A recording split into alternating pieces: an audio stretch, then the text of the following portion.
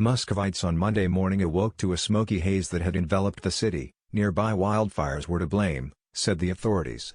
The other topic of conversation was equally murky: who killed the ultranationalist Daria Dugina, and was she the intended target? The 29-year-old journalist was killed in a car bomb explosion on Saturday night.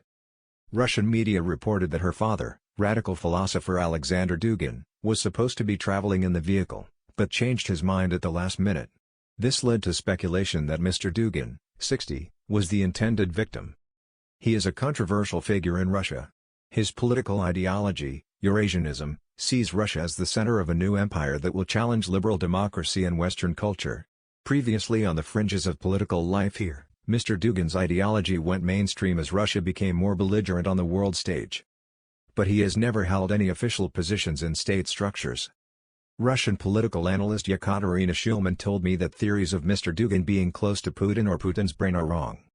He may have been influential indirectly, some things he wrote may appeal to people in the security services, but he did not have any direct influence on the decision-making process, ever, she insisted. But Mr. Dugin was a vocal supporter of Russia's war in Ukraine, as was his daughter. Russia's FSB security service has said that Ukrainian intelligence agents were responsible for the murder. In a statement released on Monday, the FSB claimed that Ukrainian operatives fled to Estonia after blowing up her car. An advisor to the Ukrainian president has denied Ukraine was involved. On Monday morning, the Time Will Tell program on Russian state TV paid tribute to Ms. Dugina, who had been a regular guest. She died for the idea of the Russian world, said presenter Olesya Luzova. One studio guest suggested the response would be holy fury, and the program showed a photograph of mortar shells, apparently belonging to pro-Russian forces in Ukraine, one of which had "This is for Daria" scrawled on the side. If Ms. Dugina's killing was meant to intimidate Russia, bellowed several of the guests, it will have the opposite effect.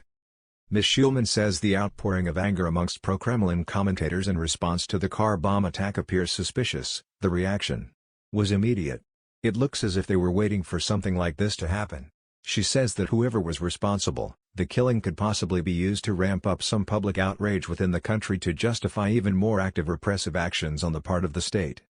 Amongst ordinary Russians though, the killing of Daria Dugina, a very minor figure in Russia, will have made little impact, if any. But many here will be worried about the worsening security situation in Russia. A series of explosions have hit Russian bases in occupied Crimea, and in Russian regions near the border with Ukraine, in recent weeks.